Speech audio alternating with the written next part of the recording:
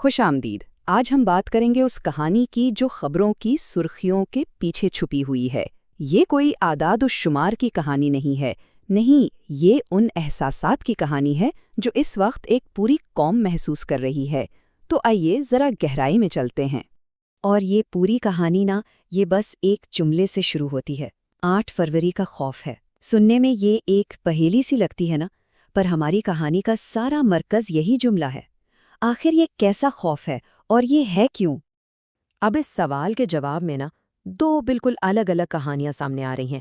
ایک کہانی تو وہ ہے جو ہمیں حکومت کی طرف سے سنائی جا رہی ہے، اور دوسری وہ حقیقت ہے جس کا سامنا لوگ ہر روز کر رہے ہیں۔ تو دیکھیے، ایک طرف سرکاری بیانیہ یہ کہتا ہے کہ کچھ باہر بیٹھے یوٹیوبرز ہیں جو لوگوں میں غصہ بھڑکا رہے ہیں، لیکن جب آپ سڑک پر نکلتے ہیں، لوگوں سے بات کرتے ہیں، تو حقیقت بالکل مختلف نظر آتی ہے۔ اصل میں لوگوں کو بھڑکانے والی چیز وہ بجلی کا بل ہے جو ان کے گھروں میں آ رہا ہے۔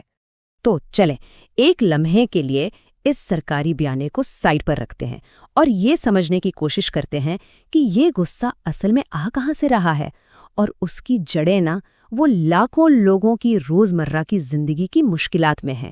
تو پھر سوال یہ اٹھتا ہے کہ اصل مسئلہ ہے کیا؟ ظاہر ہے یہ کچھ یوٹیوبرز سے کہیں زیادہ بڑی اور گہری بات ہے۔ مسئلہ ان بنیادی چیزوں میں ہے جن سے ہر پاکستانی ہر روز گزر رہا ہے۔ سب سے پہلے تو یہ کمر توڑ بجلی کے بل جو اب لوگوں کی ہمت سے باہر ہو گئے ہیں۔ اور صرف بجلی کا مسئلہ نہیں ہے، اس کے ساتھ ساتھ سوچیں جنوری کی وہ سخت سردی اور گھروں میں گیس نہیں آ رہی، اس نے تو زندگی اور بھی مشکل بنا دی ہے۔ پھر ان سب کے اوپر ایک اور پہاڑ ہے، تاریخی مہنگائی کا۔ آٹا ہو، سبزی ہو، یہاں تک کہ زندگی بچانے والی دوائیاں، سب کچھ عام آدمی کی پہنچ سے دور ہوتا جا رہا ہے۔ اور شاید سب سے تکلیف دہ بات بے روزگاری ہے۔ جب فیکٹریاں بند ہو رہی ہوں، کاروبار ٹھپ ہو رہے ہوں، تو لوگوں کے پاس کام کی امید بھی تو ختم ہو جاتی ہے نا۔ لیکن دیکھیے، یہ غصہ صرف مہنگائی یا بے روزگاری سا نہیں ہے، بات اس سے کہیں آگے جا چکی ہے۔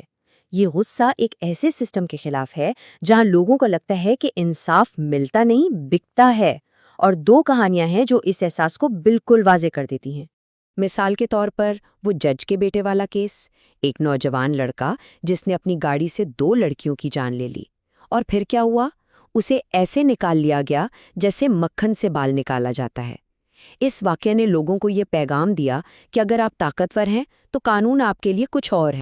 اب آتے ہیں دوسری کہانی پر۔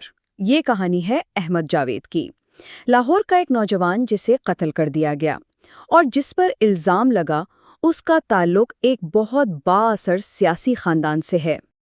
اور جانتے ہیں اس کی گرفتاری میں کتنا وقت لگا؟ 1 دن؟ 2 دن؟ نہیں، پورے 100 دن۔ ذرا سوچئے، 100 دن! یہ تاخیر خود انصاف کے نظام پر ایک بہت بڑا سوال اٹھاتی ہے۔ اور بات صرف گرفتاری میں تاخیر کی نہیں ہے۔ احمد جاوید کے گھر والوں نے جب بولنے کی کوشش کی تو ان کے انٹرویوز ڈیلیٹ کروا دیے گئے۔ ایک ایسا ڈر اور خوف کا ماحول بنا دیا گیا کہ کوئی اس طاقتور خاندان کے خلاف بولنے کی ہمت ہی نہ کر سکے۔ اب ہم اس کہانی کے ایک ایسے موڑ پر آتے ہیں جو شاید سب سے زیادہ چونکا دینے والا ہے۔ ایک ہی وقت میں ملک میں 2 بالکل مختلف دنیائیں آباد تھیں۔ ایک طرف ایک قومی سانحہ تھا اور دوسری طرف اشرافیہ کا جشن۔ دیکھیں، کراچی میں ایک پلازا میں آگ لگی ہوئی تھی۔ 3 دن سے زیادہ ہو گئے تھے، آگ پر قابو نہیں پایا جا رہا تھا۔ درجنوں لوگ اندر پھنسے ہوئے تھے، لاپتہ تھے، اور ان کے گھر والے باہر رو رہے تھے۔ ایک قیامت کا سما تھا۔ اور ٹھیک اسی وقت لاہور میں ایک بہت بڑے سیاسی خاندان کی شاہانہ شادی چل رہی تھی۔ کروڑوں روپے کا خرچہ، زرق برق لباس، اور ہر طرف گلیمرس تصویریں شیئر ہو رہی تھیں۔ ایک طرف ماتم، دوسری طرف جشن۔ یہ فرق بہت تکلیف دہ تھا۔ اور اس سے بھی زیادہ حیران کن بات یہ تھی کہ میڈیا نے اسے کیسے دکھایا۔ ایک بڑے اخبار نے کراچی کے اس بڑے سانحے کی خبر کو کہیں نیچے ایک کونے میں لگا دیا، اور صفحہ اول پر کیا تھا؟ اسی شادی کے مہمانوں اور دلہن کی تیاریوں کی تصویریں۔ اس سے پوری قوم کی ترجیحات کا اندازہ ہو جاتا ہے۔ تو اب سوال یہ ہے کہ یہ سب جو ہو رہا ہے، اس کا نوجوان نسل پر کیا اثر پڑ رہا ہے؟ جب آپ ایک پوری نسل کو اس طرح نظر انداز کرتے ہیں تو پھر ہوتا کیا ہے؟ یہ جو تقسیم ہے وہ یہاں بالکل صاف نظر آتی ہے۔ مین سٹریم میڈیا کی توجہ ہے اشرافیہ کی شادیوں پر، اور دوسری طرف نوجوان نسل ہے جو سوشل میڈیا پر احمد جاوید جیسے ناانصافی کے کیسز کو دیکھ رہی ہے، فالو کر رہی ہے، اور بس اسی فرق میں ان کا غصہ اور مایوسی بڑھتی جا رہی ہے۔ اور یہ ایک جملہ آپ نوجوان نسل کے جذبات کو سمجھ ہی نہیں رہے۔ آپ کچھ اور چاہ رہے ہیں، وہ کچھ اور چاہ رہے ہیں، یہ پوری صورتحال کو ایک لائن میں بیان کر دیتا ہے۔ ملک کی لیڈرشپ اور نوجوانوں کے بیچ ایک بہت بڑی خلیج پیدا ہو گئی ہے۔ دونوں کی منزلیں ہی الگ ہیں۔ تو اصل میں یہ ایک پورا چکر ہے۔